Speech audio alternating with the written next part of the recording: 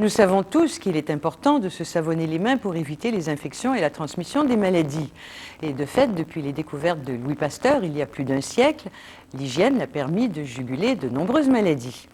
Ce que Pasteur n'avait pas prévu, c'est l'obsession antibactérienne qui a gagné de nombreux pays développés et aussi les centaines de produits destinés à aseptiser notre environnement. Certains scientifiques commencent à penser que cette hygiène à outrance a déséquilibré notre système immunitaire et qu'elle est à l'origine de problèmes de santé dont on n'avait jamais entendu parler autrefois.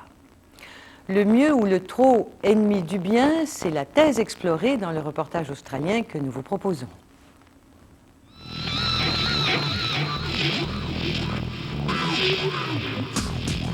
Les pays développés ont déclaré la guerre. La guerre aux microbes qu'on ne voit généralement jamais et dont on connaît rarement le nom. L'invisibilité de l'ennemi n'a fait qu'aviver notre peur, incitant une relève constante de volontaires à s'armer et à participer à ce conflit qui s'intensifie. Mais depuis peu, un mouvement de protestation s'élève, dirigé par des scientifiques convaincus que notre mode de vie ultra-hygiénique a transformé involontairement nos plus anciens alliés en ennemis.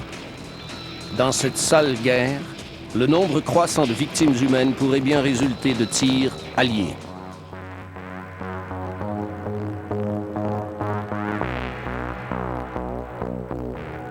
Les pays développés sont confrontés à un mystérieux problème médical. Malgré les progrès de la médecine et de l'hygiène, des maladies jadis extrêmement rares sont en hausse. C'est une crise dont les médecins, les scientifiques et les responsables de la santé publique cherchent la cause. Les réponses qu'ils trouvent risquent de bouleverser notre perception de la salubrité.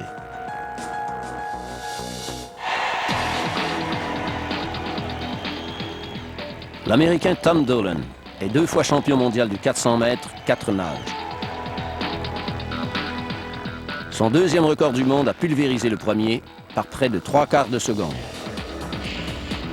Une performance remarquable, car juste avant la course, Tom Dolan devait respirer de l'oxygène juste pour reprendre son souffle.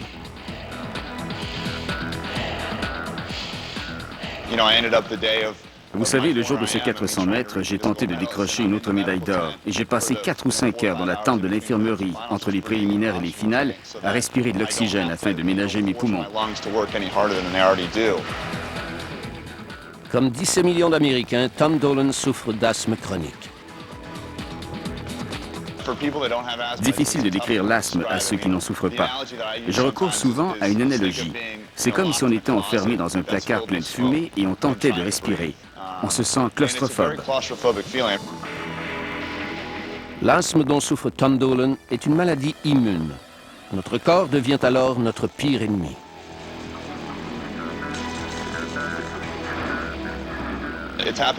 Ça m'est arrivé quelques fois, plusieurs fois en fait pendant l'entraînement. J'ai eu de la difficulté à respirer et je me suis mis à faire de l'hyperventilation. J'ai perdu conscience dans l'eau et on a dû me transporter en ambulance à l'hôpital.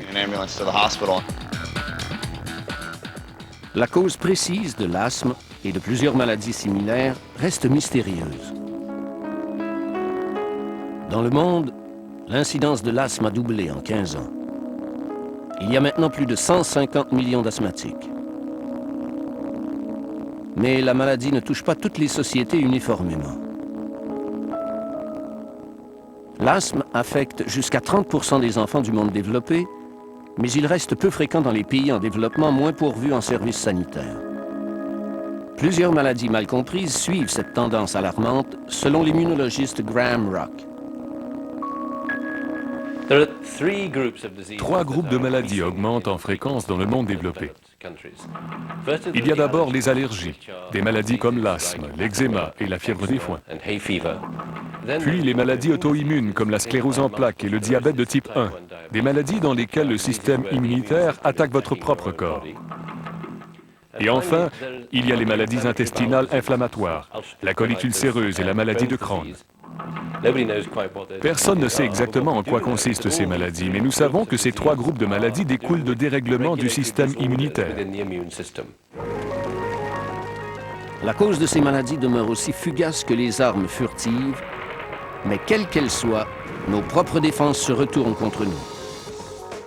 Chacun de nous a un système immunitaire qui défend son corps des infections dangereuses et élimine les cellules malades avant qu'elles ne se multiplient et provoquent de graves maladies. Mais chez les personnes atteintes d'allergies ou de maladies auto-immunes, le système immunitaire semble incapable de fonctionner correctement. Il attaque à tort des substances inoffensives et chez un nombre croissant d'individus, il assaille le corps lui-même. Bien qu'il semble logique de blâmer certains éléments du mode de vie occidental, comme le stress et la pollution, les chercheurs médicaux envisagent désormais une autre possibilité radicale. On l'appelle l'hypothèse de l'hygiène. Elle stipule qu'en éliminant la saleté et les germes, nous nous rendons peut-être malades. Ce n'est peut-être pas un élément auquel nous avons été exposés, mais un élément qui n'est plus là, auquel nous ne sommes plus exposés. Votre système immunitaire, comme le mien, résulte de ce à quoi on a été exposé pendant sa vie. Enseignons-nous de mauvais comportements à notre système immunitaire en ne l'exposant pas assez aux facteurs environnementaux dans lesquels nous avons évolué pendant des milliers d'années.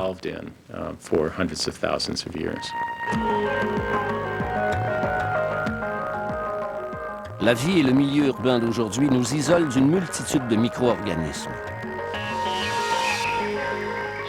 Cela peut sembler positif.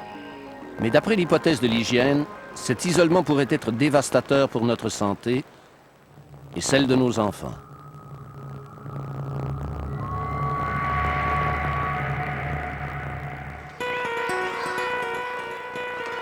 On reconnaît depuis longtemps l'importance du jeu dans le développement de l'enfant. Les chercheurs médicaux reconnaissent maintenant l'importance du milieu dans lequel il joue.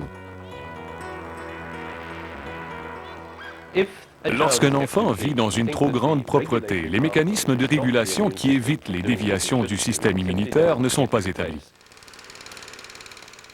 Toute petite, Helen Martin avait instinctivement peur de la saleté. Quand j'avais 2 ou 3 ans, quand j'allais dans le jardin, dès que j'avais une tache sur les mains, je rentrais pour les laver. Je courais, les mains tendues devant moi. « Maman, maman, j'ai les mains sales. » Bien qu'elle ait tout fait pour éviter la saleté, à l'âge de 11 ans, Helen a été gravement malade. Son médecin a fini par diagnostiquer une maladie intestinale inflammatoire, potentiellement mortelle. Elle résulterait des attaques répétées du système immunitaire contre les bactéries intestinales. Mais le problème, ce ne sont pas les bactéries.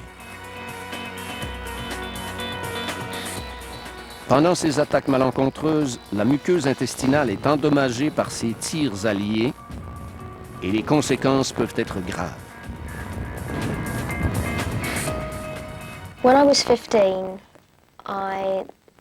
À l'âge de 15 ans, j'ai été très malade et l'inflammation n'a pas seulement provoqué une diarrhée. Mon intestin a tellement enflé que plus rien n'y passait.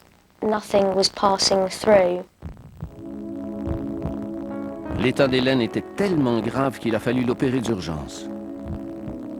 Le chirurgien a été renversé de constater les méfaits de la maladie.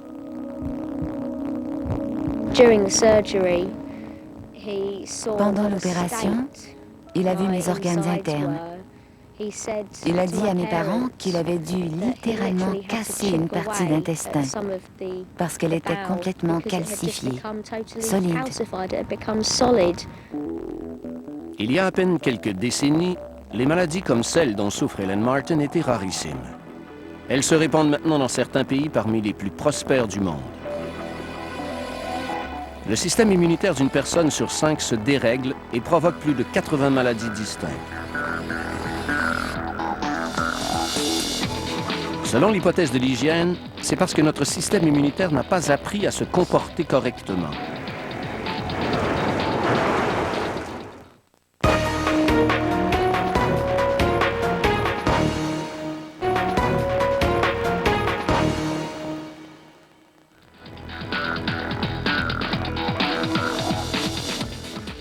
Les Occidentaux obsédés par l'hygiène dépensent annuellement des milliards de dollars en produits antibactériens. La plupart ne remettent jamais en question qu'il faille éliminer les germes et les vers.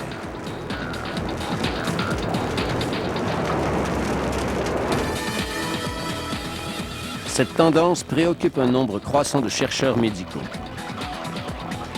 Selon l'immunologiste Polly Matzinger, l'élimination soudaine de la saleté des micro-organismes qui nous ont bombardés au fil de l'histoire est une grave erreur. Nous avons évolué pendant des zillions d'années à partir d'organismes primitifs pour former des organismes un peu moins primaires, les vertébrés et les mammifères, puis nous, et notre système immunitaire y a contribué. Et les gens, par ignorance, font fi de ces millions d'années d'apprentissage. C'est comme ignorer les lois de la physique. Si on fait fi de la gravité, jetez-vous du sommet d'une falaise et vous aurez des ennuis. Faites fi de l'évolution et vous aurez des ennuis. 2, 1, and liftoff of Space Shuttle Atlantis. Si les milieux stériles nous protégeaient des maladies, les vaisseaux spatiaux seraient des endroits salubres. À l'abri de la plupart des microbes terrestres, le système immunitaire des astronautes devrait rester en pleine forme. Mais ce n'est pas ce qui se passe, selon le gastro-entérologue Joel Weinstock. Dans l'espace, les astronautes deviennent immunocompromis. Au retour, leur numération lymphocytaire est faible et ils ont des déficiences que la NASA impute à la pesanteur. On place ces personnes dans une capsule stérile où ils consomment des aliments irradiés. Qu'advient-il de leur flore intestinale? Quand on passe 6 mois ou 1 an dans un milieu aussi propre et stérile, n'est-il pas possible que certaines déficiences immunitaires observées chez ces personnes résultent du manque d'exposition aux bactéries et aux virus plutôt qu'à la pesanteur? Rather than from the zero-G. Aucun de nous ne vit dans un milieu complètement stérile, mais ces souris de laboratoire vivent dans un tel milieu. Cet isolement a perturbé leur système immunitaire. Les ganglions lymphatiques, ces glandes qui enflent quand on est malade, puis qui désenflent, existent à peine chez ces souris. Ces cellules sont comme des registres de données sur les fragments de bactéries, de virus et de vers déjà rencontrés. Elles n'existent pas chez ces souris, ou du moins, elles ne sont pas bien développées. Lorsque le système immunitaire n'interagit pas avec le milieu, il ne se développe pas adéquatement. Il semble aussi qu'un système immunitaire privé de partenaires d'entraînement se comporte de manière erratique. On peut effectivement montrer que ces animaux sont plus sujets à certains types de maladies auto-immunes et on peut moduler cette susceptibilité en les exposant à certaines flores bactériennes de manière sélective, juste en variant le milieu bactérien. Au fil de l'évolution, chacun de nos ancêtres est né dans un monde plein de saleté, de microbes et de parasites. Leurs systèmes immunitaires ont dû affronter chacune de ces menaces et à chaque génération, l'arsenal du corps humain s'étoffait.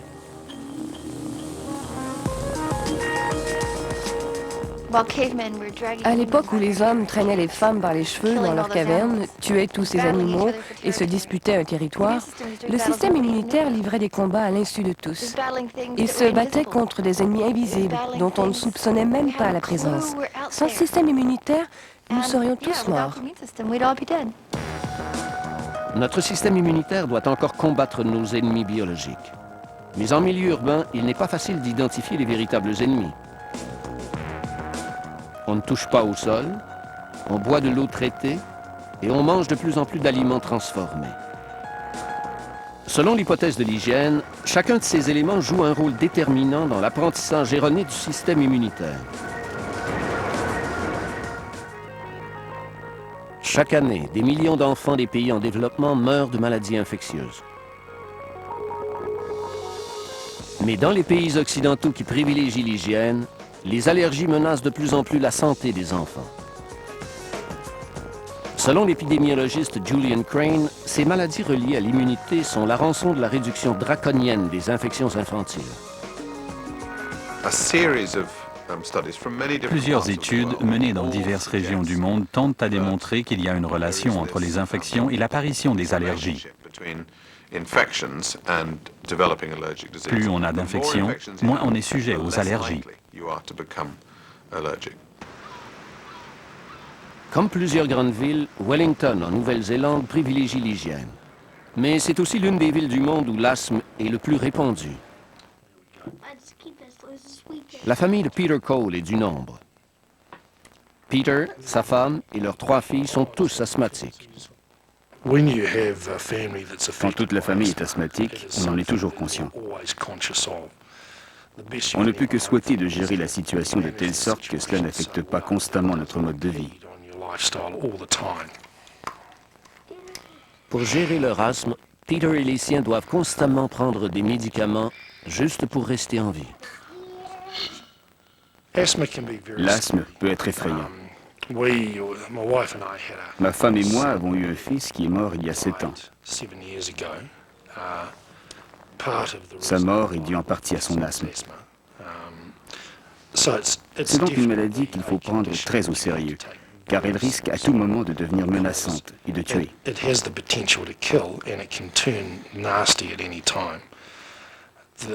L'enfant semble bien et brusquement, il manque d'air. La plupart de nos activités ont lieu à l'intérieur, car nous ne pouvons pas faire les nombreuses activités que la plupart des familles tiennent pour acquises, comme les randonnées à bicyclette, les sports, jouer à la balle au parc. Nous ne pouvons pas faire cela.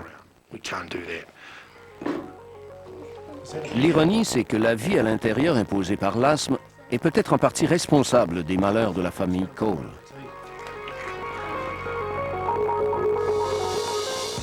Les citadins passent maintenant en moyenne 90% de leur temps encoconnés dans des milieux artificiels qui les isolent de presque toutes les formes de vie de la nature.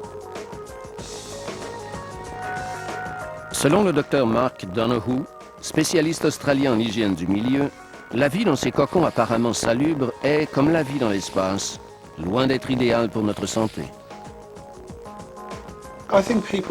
Je pense que les gens perçoivent leur résidence comme leur vaisseau spatial, avec ses portes hermétiques qui les isolent des attaques. Ce n'est pas une station spatiale qui constituerait une oasis que le monde ne peut pénétrer et attaquer. Nous empêchons le monde naturel d'y accéder, et voilà le problème. Elle isole les enfants des éléments précis qui leur permettent d'acquérir une forte immunité et de grandir en santé.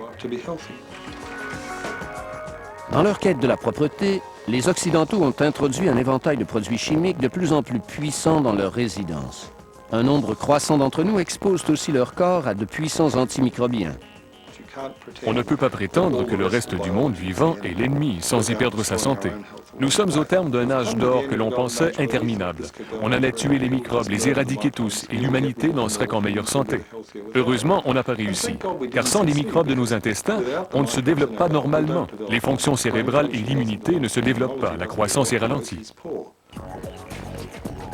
Peu d'entre nous comprennent qu'en aseptisant nos maisons, nous tuons aussi les bactéries utiles dans nos corps.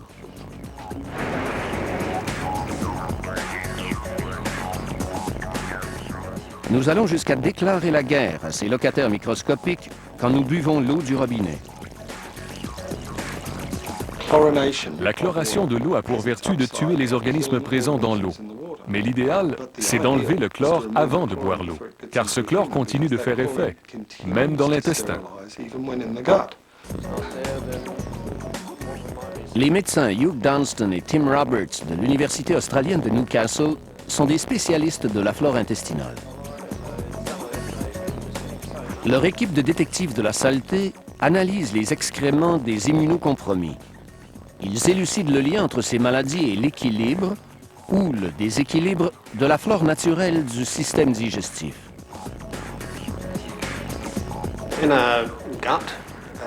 Notre intestin renferme de 2 à 3 kg et demi de bactéries qui logent dans le canal digestif. Ça fait généralement sursauter les gens d'apprendre cela, car ils croient à tort que les bactéries causent toujours des maladies, alors qu'en réalité, elles jouent un rôle très important dans le maintien de notre santé. Cette équipe d'expertise médico-légale des excréments a confirmé que les produits chimiques et antibactériens modernes peuvent perturber l'équilibre de notre flore intestinale. Les microbes nocifs commencent alors à se propager, provoquant divers problèmes reliés aux maladies auto-immunes et aux allergies. Il ressort de plus en plus fortement de nos recherches que l'équilibre de la flore intestinale, en particulier celui de la bactérie E. coli, est modifié chez les patients qui ont ces maladies chroniques. Chez les bactéries, Escherichia coli est l'ennemi public numéro 1. Mais en fait, une seule souche de la E. coli mérite cette terrible réputation. Plusieurs autres souches jouent plutôt un rôle vital et convertissent la nourriture en énergie musculaire et en neurotransmetteurs cérébraux. Une fois de plus, il semble que notre phobie des microbes soit disproportionnée. Depuis l'invention du microscope, notre peur des micro-organismes invisibles qui peuplent notre univers et nos corps n'a fait que s'aviver. Chez certains, cette peur s'est transformée en phobie. Ma mère, quand j'étais petite, nous obligeait à nous laver les mains tout le temps. Et nous ne devions pas toucher notre visage, car on attrape des microbes par le visage. Tout ce qui tombait par terre. Si on échappait un linge à vaisselle, on le ramassait et on en prenait un propre. Et je fais le même aujourd'hui. Jean Hermanson a été élevé dans la crainte des microbes, mais son système immunitaire s'est révélé son pire ennemi. Jean souffre de sclérose en plaques, une autre maladie auto-immune qui sévit de plus en plus. Chaque semaine, on diagnostique plus de 200 nouvelles victimes aux États-Unis, entre 20 et 40 ans surtout. Les agressions répétées menées par le système immunitaire de Jean ont laissé des cicatrices dans son cerveau et sa moelle épinière.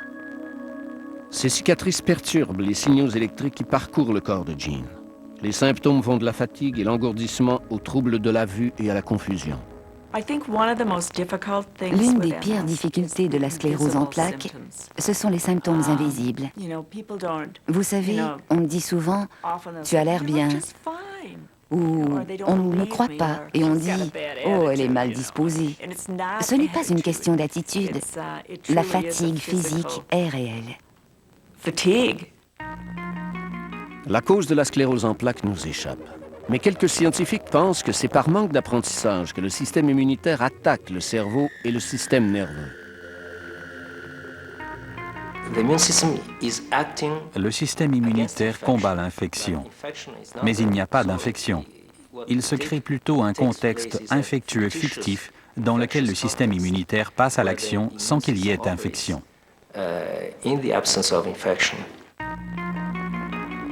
En dépit de décennies de recherche, les immunologistes ne savent toujours pas ce qui incite notre système immunitaire à passer à l'action. Un nouveau modèle de la réponse immune, appelé modèle du danger, rejette l'idée répandue selon laquelle notre corps est en guerre contre tous les micro-organismes. Polly Matzinger affirme qu'un système immunitaire en santé n'attaque rien qui ne vous ait d'abord agressé. Le modèle du danger ressemble à ceci. Vous vivez dans une collectivité. Il y a une police, il y arrive des touristes, des vacanciers, des immigrants, des chiens, des chats, toutes sortes de choses.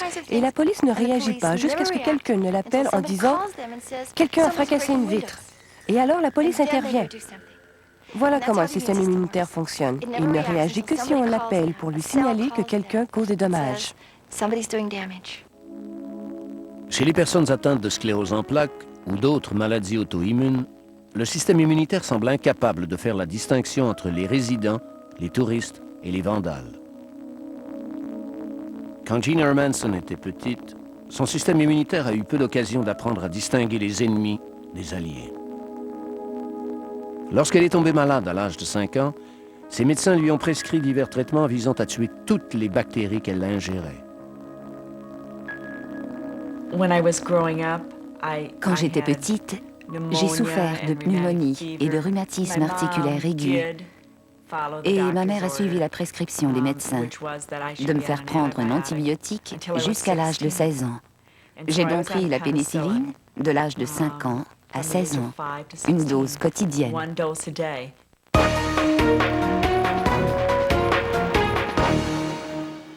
pour comprendre les causes de cette panne d'électricité sans précédent. Et on en sait un peu plus sur les causes de cette panne qui originerait de la région de Cleveland, l'Ohio. Une surcharge se serait produite jeudi vers les 15 heures. L'effet de domino qui a suivi a provoqué les pannes de courant en Ontario et dans 8 États américains. Restez avec nous pour la suite des grands reportages à RDI. À plus tard. Selon l'hypothèse de l'hygiène, l'élimination répétée des mauvais microbes du corps tue aussi les bons micro-organismes. Les organismes que nous jugeons importants dans l'apprentissage du système immunitaire ne présentent aucun danger pour un individu normal. C'est comme si le système immunitaire choisissait comme partenaire d'entraînement pour son apprentissage non pas des organismes qui risquent de le tuer, mais des organismes simples, toujours présents dans le milieu. Une petite partie seulement des bactéries que nous côtoyons tous les jours causent des maladies. Il y a des milliers, des dizaines de milliers, des milliards de types de bactéries et il y a très peu de maladies d'origine bactérienne. À Rome, la recherche menée sur la sclérose en plaques commence à renverser la perception selon laquelle les microbes ne peuvent être que nocifs. La réintroduction d'un certain type de bactéries dans l'organisme semble ralentir les effets dévastateurs de la maladie. Marina Zenobi lutte contre la sclérose en plaques depuis plus de 10 ans. Bien que sa maladie ait été diagnostiquée à un stade relativement précoce, Marina a éprouvé des symptômes inquiétants. Et elle savait que cela pouvait être bien pire.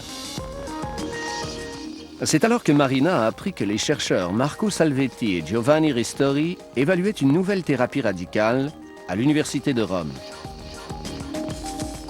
L'équipe du docteur Salvetti a vacciné contre la tuberculose 14 patients atteints de sclérose en plaques. Le vaccin utilisait des mycobactéries vivantes étroitement apparentées à celles de la tuberculose. Les scientifiques ont pensé que la tuberculose, étant l'un de nos plus anciens adversaires, son proche cousin pouvait devenir un bon partenaire d'entraînement du système immunitaire. Le Mycobacterium tuberculosis est aussi l'un des anciens microbes importants auxquels notre système immunitaire a été confronté au fil des années. Il fournit donc plusieurs antigènes qui sont peut-être très importants pour la bonne forme de notre système immunitaire.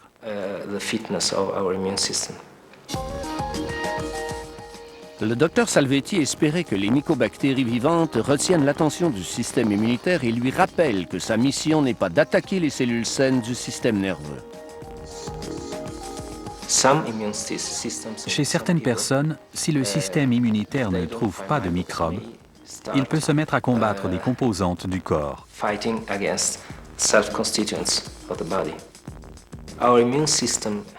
Notre système immunitaire apprend au contact des microbes. Il a encore besoin de microbes pour fonctionner adéquatement.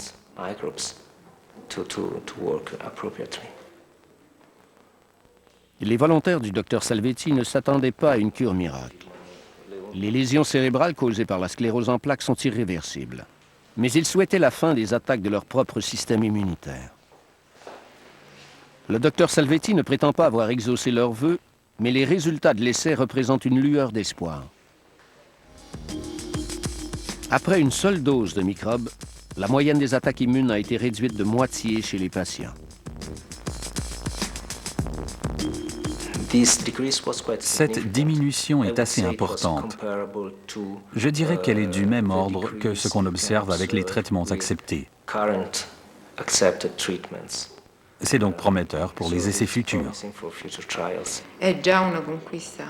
C'est déjà un progrès majeur. Les rechutes sont atténuées et moins graves. Je parviens à ne pas trop souffrir des crises soudaines. L'élucidation du mystère des maladies auto-immunes pourrait prendre des années à cause des relations complexes entre notre système immunitaire, le milieu et notre mode de vie. Mais il apparaît déjà que le traitement de l'une de ces terribles maladies pourrait être une dose régulière d'un parasite jadis courant. Il y a 17 ans, Bernie Brown a commencé à souffrir d'une maladie chronique. Son médecin a finalement diagnostiqué une maladie intestinale inflammatoire appelée maladie de Crohn. Le choc du diagnostic a été aggravé par le fait que la maladie est encore incurable.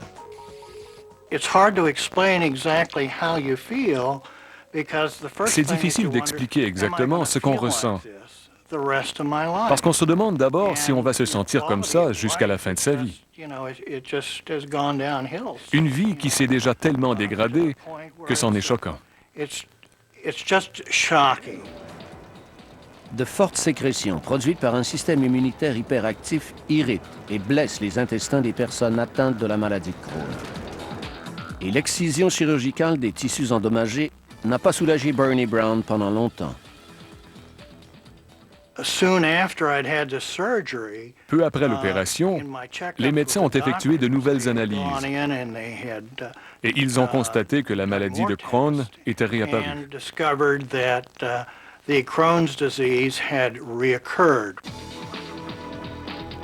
Le docteur Joel Weinstock est un spécialiste du diagnostic et du traitement des maladies intestinales inflammatoires. Dans certains pays occidentaux, ces maladies touchent maintenant une personne sur 250 âgée de 20 à 40 ans. Il y a quelques décennies, elles étaient pratiquement inconnues. Malgré les années de recherche, les médecins n'ont trouvé aucun micro-organisme à l'origine de la maladie. Cela a incité le Dr Weinstock à chercher ce qui était absent. Il a constaté qu'en plus de certains types de bactéries, nous avons privé notre système immunitaire d'un autre de ses plus anciens partenaires d'entraînement, un ver parasite appelé helminth. Les vers sont omniprésents et traditionnellement, nous avons toujours été exposés à ces organismes. Ce n'est que depuis peu que nous portons tous des chaussures, nous marchons sur des trottoirs et la salubrité est impeccable. J'ai vu un parallèle entre l'incidence accrue de la maladie de Crohn et la disparition de ces organismes dans notre société. Dans tous les pays où on débarrasse les enfants de ces parasites, ces maladies immunitaires semblent en croissance rapide.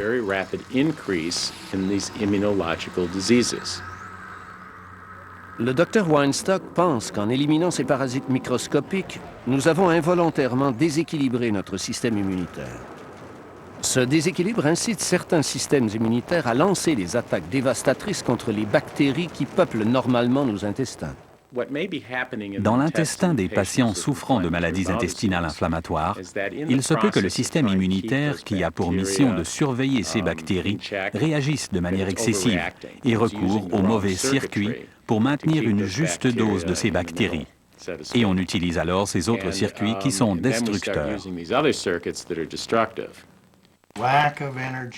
Manque d'énergie, douleur dans le bas-ventre, fatigue constante.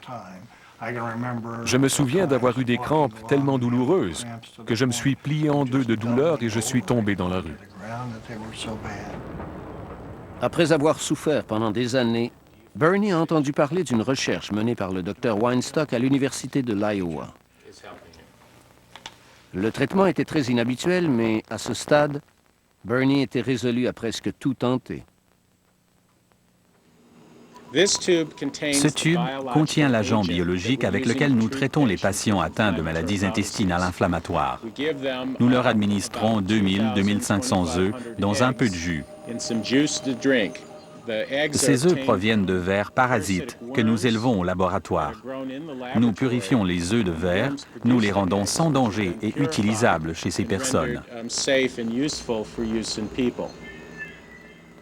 En réintroduisant ces parasites dans le corps de ces patients, le Dr Weinstock espérait modérer leur système immunitaire hyperactif. Devant combattre ces parasites, le système immunitaire allait peut-être cesser d'agresser et d'endommager les intestins. Nous étions évidemment très nerveux la première fois que nous avons administré ce traitement.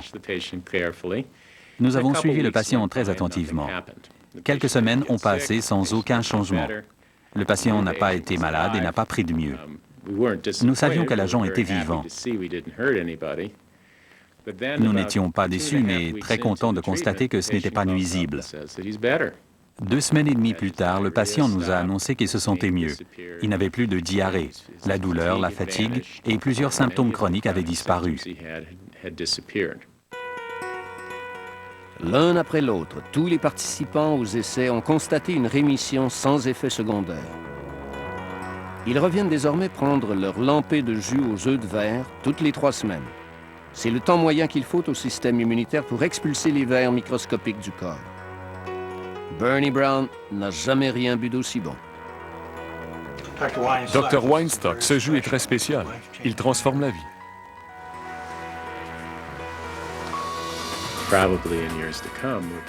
Dans quelques années, nous comprendrons probablement beaucoup mieux nos relations avec le milieu et nous voudrons nous exposer de nouveau à certains éléments que nous avons perdus. Il ne s'agit pas de vivre dans la saleté, de boire de l'eau contaminée, d'avoir la salmonellose ou le choléra. Mais nous voudrons peut-être nous exposer de manière contrôlée à des éléments que nous savons bons pour nous et nos enfants.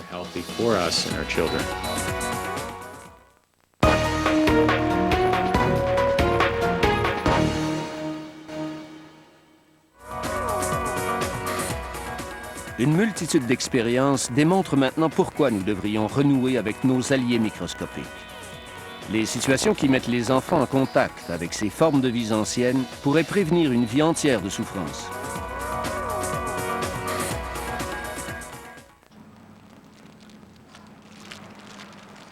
À l'âge de 11 ans, Rachel Shelton est déjà un vétéran de la guerre du corps moderne.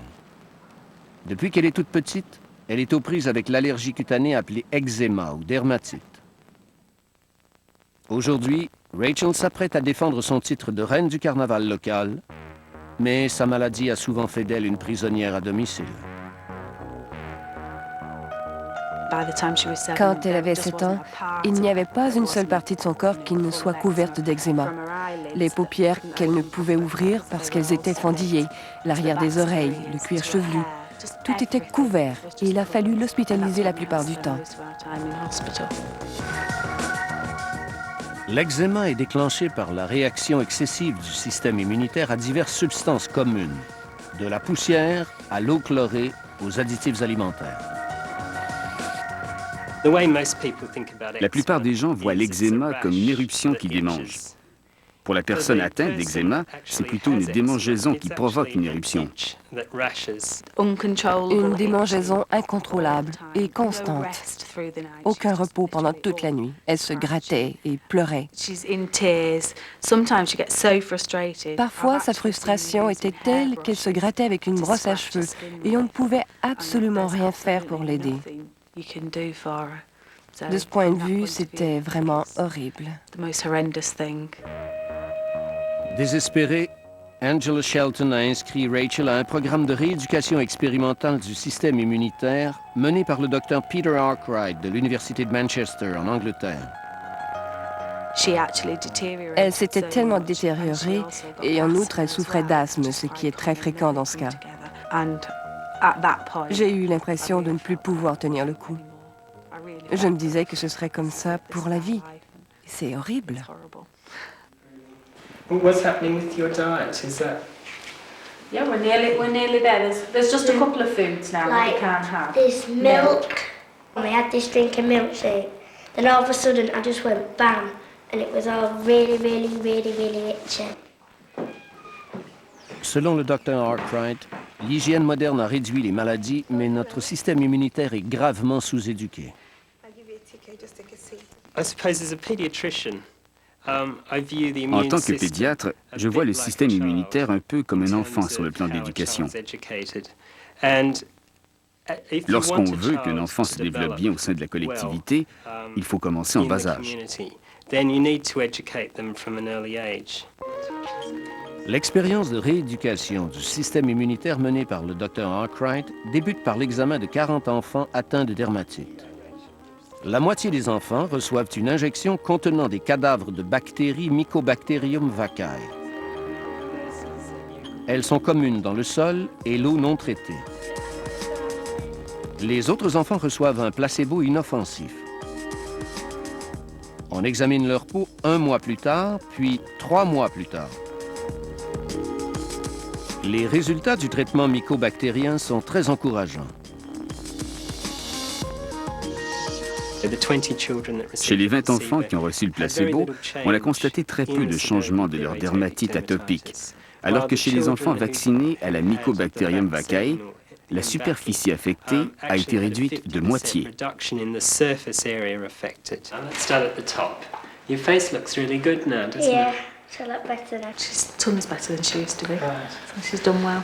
Okay. Ce résultat laisse entrevoir qu'une seule exposition aux bonnes bactéries peut enseigner de bons comportements au système immunitaire. C'est une autre preuve en faveur de l'hypothèse de l'hygiène et une percée des plus attendues par Rachel, ses parents et ses amis.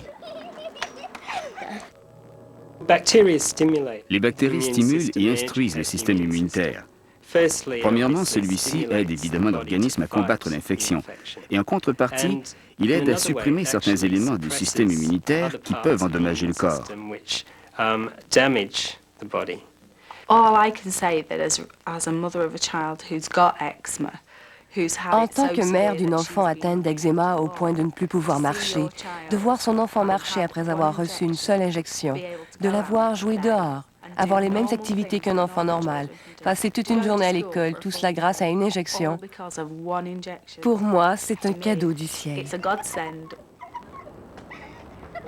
Il serait très prématuré de qualifier ce vaccin mycobactérien de cure. Mais les scientifiques sont confiants qu'il puisse éventuellement les aider à vaincre tout un éventail de maladies allergiques, dont une des plus alarmantes, l'asthme.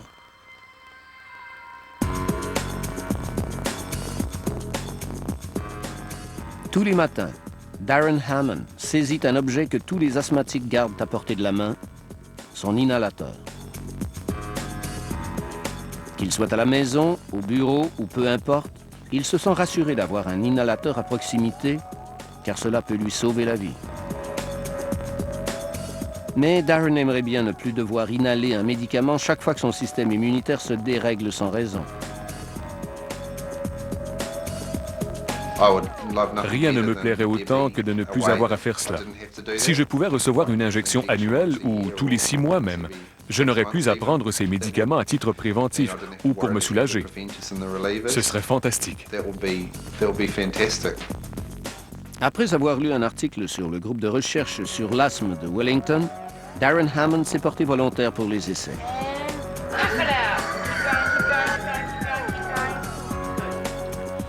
Ils veulent vérifier si le traitement expérimental contre l'eczéma de Rachel Shelton peut aussi prévenir l'asthme.